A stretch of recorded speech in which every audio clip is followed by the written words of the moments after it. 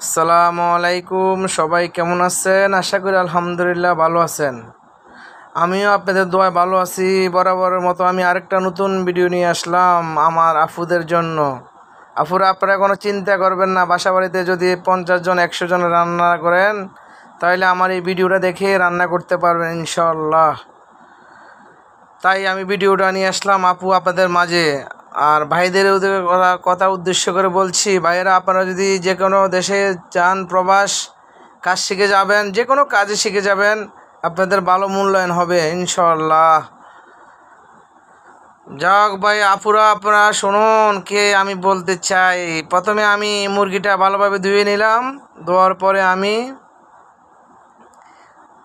পরিমাণ মতো ময়দা দিয়ে, পরিমাণ মতো লবণ দিয়ে মেখে আমি রেখে দিলাম আধা ঘন্টার জন্য। আধা ঘন্টা পরে আমি তেলটা দিয়ে ভালোভাবে গরম করে আমি মুরগিগুলো বাদামি কালার করে ভেজে নিব। অবশ্য আপুরা আপনারা তেলটা অনেক গরম হওয়ার পরে দিবেন, তাহলে মুরগিটা খুবই ভালো হবে ইনশাআল্লাহ। যাক, অনেক কথা বললাম, অনেক দুষ্টামি করলাম, আমার কণ্ঠটা তেমন ভালো না। অবশ্য যারা দেখবেন ভিডিওটা তারা আমাকে ক্ষমা চোখে দেখবেন ইনশাআল্লাহ। আপনাদের সামনে যেন আরও আমি ভালো ভালো ভিডিও নিয়ে আসতে পারি।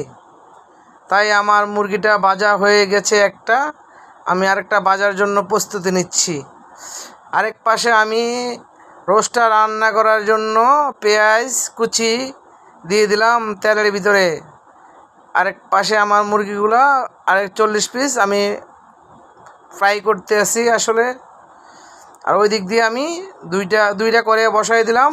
ওই দিক দিয়ে আমি একসাথে, যেহেতু আমার কাজটা ইমার্জেন্সি এই জন্য। আর আমি মশলাগুলো নিয়ে এলাম তেজপাতা, জিরা, এলাচি, দারচিনি, আর হলো মিক্স মশলা। আর আমার নিজস্ব বানানো একটা মশলা আছে, এটা আমি আগের থেকে রেডি করে নিলাম, যেহেতু দেওয়ার সময় জন্য ঝামেলা না হয় এই জন্য আমি এটা রেডি করে নিয়ে নিলাম। অবশ্য আপনারা যদি শর্টকাট রান্না করতে থাকেন, তাহলে আপনারা আগে থেকে এগুলো সব কিছু গুছিয়ে নেবেন, রান্না করতে দেরি হবে না।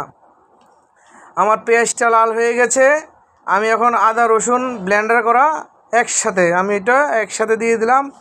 কতক্ষণ লাড়াচাড়া দিয়ে নিব, অবশ্য আপনারাও লাড়াচাড়া দিয়ে নেবেন। আদার গন্ধটা চলে গেলে খুবই ভালো হবে, চেনটা আসবে। তারপরে আমি দিয়ে দিলাম আমার সাথে যে একসাথে থাকা মশলাগুলি দিয়ে দিলাম। অবশ্য আপনারা পরিমাণ মতো লবণ দিয়ে দিবেন, যে যতটুকু রান্না করেন। মশলাটা দেওয়ার পরে কতক্ষণ কষানোর পরে আমি দিয়ে দিলাম বাদাম ব্লেন্ডার করা। আপনারা যদি বাসা বাড়িতে রান্না করেন, যদি বেশি রান্না করেন, অবশ্যই বাদাম দিবেন। আর যদি কম রান্না করেন, পেঁয়াজ দিবেন ব্লেন্ডার করে বেশি করে, তাহলে ঝোলটা গাঢ় গাঢ় হবে, খুব মজা হবে খেতে। তাই আমার নিজস্ব বানানো যে মশলাটা এটা দিয়ে দিলাম। আমার নিজস্ব বানানো মশলাটা ছিল জৈত্রিক, জায়ফল, তেজপাতা, এলাচি, দারচিনি, জিরা। এইটা হলো আমার নিজস্ব বানানো মশলা, এটা সহ। আর আমি যে বিরিয়ানির মশলাটা ছিল রোস্ট মশলা, ওইটা আমি দিয়ে দিলাম। সাথে আমি চিলি সস দিয়ে দিলাম, যে পরিমাণ মতো বলছি আপনারা লবণ দিবেন, আমার পরিমাণ মতো দিয়ে দিলাম। দিয়ে আমি মশলাটা প্রায় হয়ে গেছে 80%, আমি এই জন্য কিশমিশগুলো দিয়ে দিলাম। কিশমিশগুলো দিয়ে মুরগিগুলো দিয়ে দিচ্ছি এক এক করে দিয়ে দিলাম মুরগিগুলি। আমার যে ফ্রাই করা মুরগি, সোনা পাখি মুরগিগুলো ছিল, এইগুলো দিয়ে দিলাম। দিয়ে আমি লাড়াচাড়া করে নেব। দেখুন আমার রোস্টের কালারটা অনেক সুন্দর হয়েছে কি না, অনেক কালো হয়েছে, আপনারা একটু বলে দিবেন প্লিজ, এটা বলে দিবেন। আসলে আমি আরেকটা ভিডিও করেছিলাম, ওইটা আমি একটু লাল করে রান্না করেছিলাম। আমাকে অনেকে অনেক কথা বলেছিল, এরম হয় নাকি ওরম হয় নাকি, এই জন্য আমি এটা একটু সাদা করে রান্নালাম। আসলে রোস্ট যে এরকম রান্না করে সেরকমও হয়। আমরা তো ছেলে মানুষ, আমরা বহুরূপী রান্না জানি, তাই যেভাবে বলি সেভাবে চলে, সমস্যা নাই। তাই আমার ভিডিওটা কেমন হয়েছে আপুরা বোনেরা একটু দেখবেন, অবশ্য ভালো লাগবে। তাই আমি রোস্টটা দিয়ে দিলাম, 15 মিনিটের জন্য দম দিয়ে দিলাম। পাশে আমি যে বিরিয়ানি পোলাও পাকাবো, পোলাওর জন্য আমি আরেকটা ডেকচি বসাই দিলাম একসাথে। যেহেতু আমি অনেক ব্যস্ত মানুষের ব্যস্ত কাজ, এই জন্য সবগুলো একসাথে বসাই দেই। যাই হোক, আমার কোনো সমস্যা হয় না ইনশাআল্লাহ আল্লাহর রহমতে। তাই আমি মশলা পোলাও যেহেতু সবাই রান্না করতে পারে, পোলাওর কথা তেমন কিছু বলবো না। পোলাও বেশি পোলাও রানলে অবশ্য আপনারা বাছতে হবে না, চাউলটা বাছতে হবে না। আপনারা পেঁয়াজ দিবেন, আদা রসুন বাটা দিবেন, মশলা দিয়ে দিবেন, দিয়ে একটু লাড়াচাড়া করে নেবেন, দিয়ে পানি দিয়ে দিবেন, পানি দিয়ে পরিমাণ মতো লবণ দিয়ে দিবেন। পরে চালগুলো যে ভিজিয়ে রাখবেন ওই চাউলটা দিয়ে দিবেন। অবশ্য বাছতে হবে না।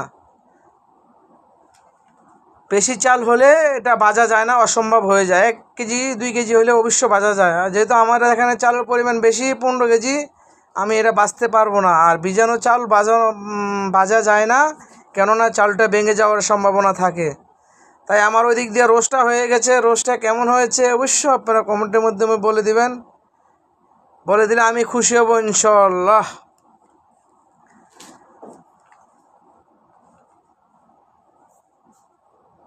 আপুরা, আমি অনেক দুষ্টামি করতে আছি, আপনারা কিছু মনে করবেন না। আপনারা আমাকে ক্ষমা দৃষ্টি দেখবেন। যেহেতু আমার বয়সটা তেমন সুন্দর না, একটু যদি দুষ্টামি করে দেই তাহলে আমি ভাবছি যে একটু ভালো লাগবে, তাই জন্য একটু দুষ্টামি করে দিলাম। তাই আমার পোলাওটা হয়ে গেছে, আমি দম দিয়ে দিলাম 15 মিনিটের জন্য। এখন আমি ঢাকনাটা সরিয়ে নিলাম, ভিতরে ঘিটা দিয়ে দিলাম গরম হওয়ার জন্য। ঘিটা গরম যদি হয় ভালো একটা গন্ধ আসবে, এই জন্য দিয়ে দিলাম ঘিটা ভিতরে। ঘিটা আমি এখন হাতে নিয়ে নেব, যেহেতু গরম। আমি একটা তোয়ালি দিয়ে ধরে নিলাম।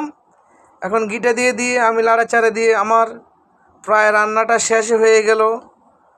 সবাই ভালো থাকবেন, সুস্থ থাকবেন। ভিডিওটা অবশ্যই আমারটা টেনে দেখবেন, অন্যটা টেনে দেখবেন না। সবাই ভালো থাকবেন। আসসালামু আলাইকুম।